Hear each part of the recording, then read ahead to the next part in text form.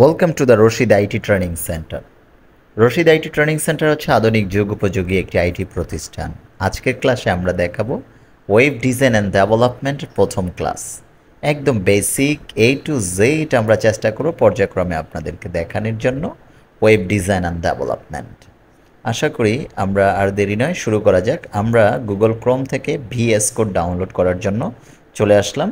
VS code লিখে যখন ব্রাউজারে ক্লিক করলাম, এরকম একটি ভিএস কোড এডিটর আমাদের সামনে চলে আসছে, বা কম্পাইলার।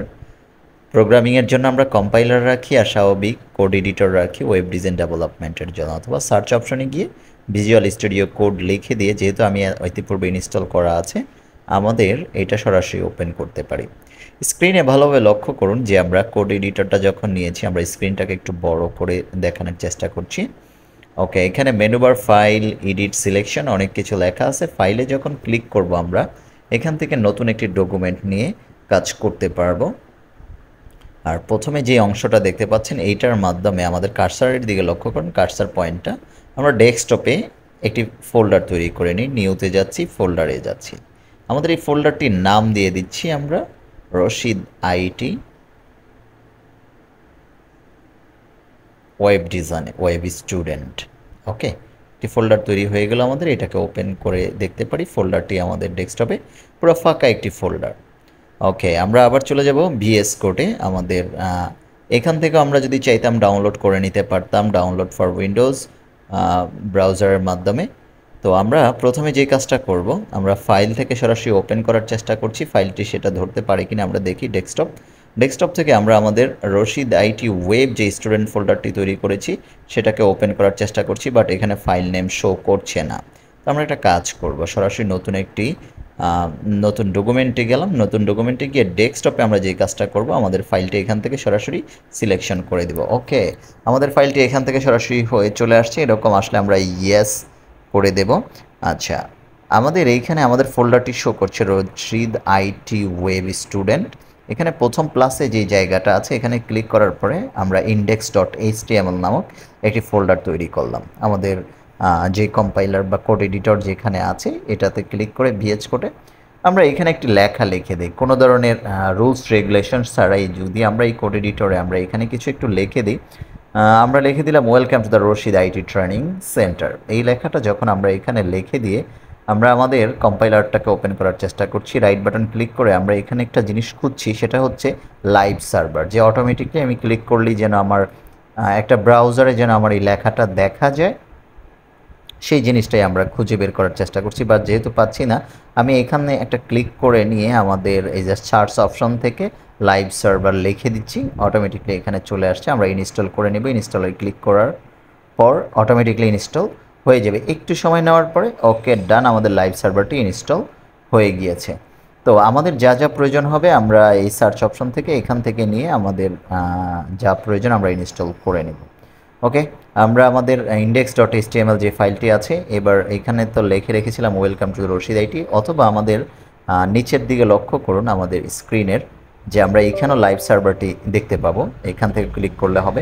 তো লাইভ সার্ভারটি প্রথমে একটু অ্যাড করতে একটু প্রবলেম হয়। সে প্রথমে যেহেতু মজিলা ফায়ারফক্সকে আমার এটার ধরে নিয়েছে ডিফল্ট, তো এটার সাথে অ্যাড হইতে একটু সময় নিয়ে নিচ্ছে। অটোমেটিকলি অ্যাড হয়ে গিয়েছে। এখন আমরা এইখানে আমাদের যে গাইডলাইনগুলো কী কী কাজ করতে পারবো, ঠিক আছে, ভিডিও লাইভ সার্ভার টুইক, এগুলো সব কিছু দেখাচ্ছে। ওকে, দেখা শেষ, আমরা ক্লোজ করে দিলাম। আচ্ছা, এইসব নিয়ে প্রথমে এত টেনশন করার কিছু নেই। আমরা পর্যায়ক্রমে আরও ভালোভাবে বিস্তারিত আপনাকে আমরা দেখাবো। তো আমরা এই যে রাইট বাটন ক্লিক করে ওপেন উইথ লাইভ সার্ভারে ক্লিক করে দিলাম। আমার এরকম আসলে আমি আমার অ্যাক্সেস কোডটাকে অ্যাড করে নিলাম। দেখুন আমার ব্রাউজারে অটোমেটিকলি আমরা যে লেখাটা লিখেছিলাম welcome to the Rashid IT training centre, লেখাটা চলে আসছে। এখন welcome to the Rashid IT training centre যে লেখাটা আসছে, আসলে এটা কি লিখলাম, একটা লেখা লিখলাম, স্ক্রিনে চলে আসছে। এটাই কি শেষ? তো আমরা প্রথমে যে বিষয়টা দেখানোর চেষ্টা করব, আমরা এখানে একটা গুগল ডক নিয়ে নিলাম বা লেখার জন্য। এখানে আমরা এই পেজটায় লিখে নিয়েছি রশিদ আইটি ট্রেনিং সেন্টার। এখানে দেখুন আমরা যেটা দেখানোর চেষ্টা করছি, হেডিং 1, হেডিং 2, অনেক কিছু। হেডিং 1 যখন ক্লিক করছি লেখাটা একটু বড় হয়ে গিয়েছে, লেখার সাইজটা দেখা যাচ্ছে এবং লেখার ফন্টের নামটা কি। হেডিং 2তে ক্লিক করব আর একটু ছোট হয়ে যাচ্ছে। তো এই যে হেডিংগুলো ব্যবহার করি আমরা বিভিন্ন পেজে, আসলে ওয়েব পেজটাও আমার এরকম একটা পেজের মতোই টোটালটাই। ঠিক আছে, তো আমরা এখানে যেমন হেডিং 1, হেডিং 2, হেডিং 3 এরকম যেটাতে ক্লিক করে যেই সিলেকশন করে যেইটাই প্রেস করছি আমরা সেরকমই হয়ে যাচ্ছে। তো আমরা প্রথম লাইনটাকে হেডিং 1 এবং সেকেন্ড লাইনটাকে হেডিং 2 করে দিয়েছি, এখন নিচের লাইনটাকে আমরা হেডিং 3 করে দিই, আরও ছোট হয়ে যাবে। ওকে, তো আমরা 3টা লাইনই লিখলাম, welcome to Rashid IT training centre is the best IT training computer and IT training centre Mirpur. এই লেখাটাকেই যদি আমরা এইখানে আবার প্রেস করি, আমাদের তো এটা সরাসরি একটা লেখা, কিছু লেখা নাই, সরাসরি ওই রকম ফন্টটাই আমাদের ডিফল্ট একটা লেখা চলে আসছে আমাদের কোড এডিটরে যেটা ছিল। তো এখন আমরা যেই কাজটা করব, এইখানে হেডিং মানে HTML এ যদি কাজ করতে যাই প্রথমে H1 দিয়েই শুরু করতে হয়। তো আমরা এইখানে একটা ফন্ট নিয়ে নিলাম H1, আমরা আর কিছু লিখলাম না, আমাদের ওই লেখাটাকে রেখে দিলাম, একটু নিচে নিয়ে আসলাম, আমরা লিখে দিলাম শুরুতে H1। আমাদের এই লেখাটাকে কাট করে H1, যেটা অ্যাঙ্গেল ব্র্যাকেট দুইটা অংশ দেওয়া আছে, এই হেডিং 1 ক্লোজ, হেডিং ওপেন এবং হেডিং ক্লোজ H1 দিয়ে। তো এখন যখন রিফ্রেশ করছি লেখাটা অনেক বড় হয়ে গিয়েছে। আমাদের পূর্বের ক্লাসে গেলে আমরা HTML এর আরেকটু শুরু থেকে শুরু করতে পারলে আরও বেটার হতো। তো যারা টুকটাক জানে তাদের জন্যই আজকের এই লেখাটা আমাদের। তো আমরা চেষ্টা করব এখান থেকে আমাদের এই যে যতটুকু কাজ আছে এখান থেকে আমরা শুরু করব হেডিং 2, হেডিং 1, হেডিং 2, হেডিং 1 এই কাজগুলো কিভাবে কাজ করে সেকেন্ড লাইনে আমরা দিলাম। আমাদের ব্রাউজারটাকে একটু রিফ্রেশ করি, দেখুন প্রথম যে লেখাটা লিখেছি welcome to the Rashid IT training centre সেটা একটু বড় হয়েছিল, সেকেন্ডটা আর একটু বড় হয়ে গেছিলো। এবার এই নিচের যে লেখাটা আছে এই লেখাটাকে আমরা কপি করে নিয়ে যাচ্ছি, এখানে আরেকটা হেডিং আমরা ব্যবহার করব, হেডিং 1, হেডিং 2। আচ্ছা, এটাতে আমরা ব্যবহার করব হেডিং 3। তৃতীয় নাম্বার হেডিংটা আসলে কিভাবে হয়, এভাবে একটা ওয়েব পেজে আমরা কতগুলো হেডিং ব্যবহার করতে পারবো, কি ব্যবহার করতে পারবো সেই বিষয়গুলো নিয়ে আমরা আলোচনা করব। আমরা জাস্ট শো আপ করছি আপনাকে যে কিভাবে কাজ করছে আমাদের একটা ভিজুয়াল, সেই বিষয়টাই আপনাদেরকে দেখানোর চেষ্টা করছি আসলে। তো আমরা যখন ওয়েব পেজে সরাসরি দেখতে পাচ্ছি যে আমাদের লেখাটা হেডিং 1, হেডিং 2 তিনটা লেখা আমরা যখন লিখে দিয়েছি, খুব ইজিলি আমাদের পেজে সেই জিনিসটা কি করলো, শো আপ করে দিয়েছে। তো যারা টুকটাক বিএস কোড সম্বন্ধে একটু ধারণা আছে, আসলে এতক্ষণ যে লেখাগুলোর কোনো রুলস রেগুলেশন ছাড়া শুধু একটা কোড এডিটরে লিখেছিলাম, এবার শিপ চেপে যখন এক্সক্লামেটরি চিহ্ন বা আশ্চর্যবোধক চিহ্ন চাপ দিলে এরকম একটা চিহ্ন আসবে, দেন আমরা ইন্টারপ্রেস করলে এখানে doc type HTML head to head, body close, body open, body body close HTML এটা দেখাচ্ছে। এখানে মেটা ক্যারেক্টার্স UTF-8, আমরা ইতিপূর্বের ক্লাসে এই কথাগুলো বলেছিলাম যে এগুলো আসলে কীভাবে কাজ করতে হয়। তো আমাদের সেই ক্লাসটা যারা না দেখেছেন আশা করি ঘুরে দেখে আসবেন, ওকে, সেটা পারবেন।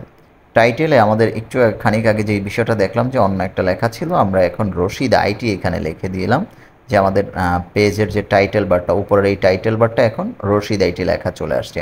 আর আমাদের যে মূল বডি যে বিষয়টা আছে এই জায়গাটা পুরো ফাঁকা হয়ে আছে, রশিদ আইটি বাকি লেখাটা ফাঁকা হয়ে আছে। তো আমরা এখন যেই কাজটা করব, এখান থেকে যে বডির ভিতরে আমরা কিছু অংশ ব্যবহার করব, হেডিংগুলো যে হেডিংগুলো ইতিপূর্বে আমরা ব্যবহার করেছি এগুলো এইখানে আবার আমরা একটু ব্যবহার করার চেষ্টা করব।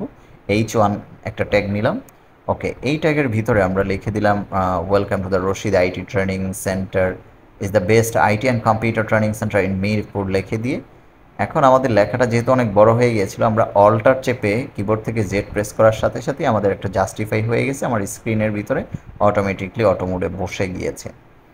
এবার আমরা যেই কাজটা করব, আমাদের ব্রাউজারটায় আমরা আবার ঢুকে যাই, যে এখানে গিয়ে যখন রিফ্রেশ করছি কত বড় একটি হেডিং 1 দেওয়ার কারণে লেখাটা অনেক বড় আকারে আমাদের পেজে চলে আসছে।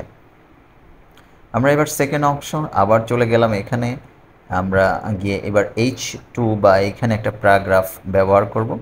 প্যারাগ্রাফে আসলে আমরা কি লিখতে পারি, প্যারাগ্রাফে লেখার জন্য আমরা রশিদ আইটি এর এই জায়গাটায় একটা লরেম লিখে যখন ইন্টারপ্রেস করেছি অটোমেটিকলি কিছু প্যারাগ্রাফ আমাদের এখানে চলে আসছে। পি দিয়ে প্যারাগ্রাফ হয় এটা আপনারা জানেন। তো আমাদের যখন আমরা রিফ্রেশ করলাম অটোমেটিকলি যেহেতু লাইভ সার্ভার অ্যাড করা আছে আমাদের লেখাটাও এখানে পেজে শো আপ করছে। এবার আমরা যে কাজটা করব, এখান থেকে আমরা আরেকটা হেডিং নেওয়ার চেষ্টা করি। এন্টার প্রেস করে দিলাম। এন্টার প্রেস করে দিয়ে আমাদের এইখান থেকে হেডিং 2তে আমরা কি লিখতে পারি, ঢাকা। আচ্ছা, আমরা এইখানে একটু কাজ করি। লেখাটা মনে হয় ঢাকা বাংলাদেশের রাজধানী, এরকম একটা না, about of the Rashid IT training সেন্টারই আমরা লিখে দেই। Okay, of the Rashid IT training centre. Okay, done, কাজ complete. Save, control S press করবো বারবার আমাদের। আর এখান থেকে যখন আমরা লাইভ সার্ভারে যাবো, about the Rashid IT training centre.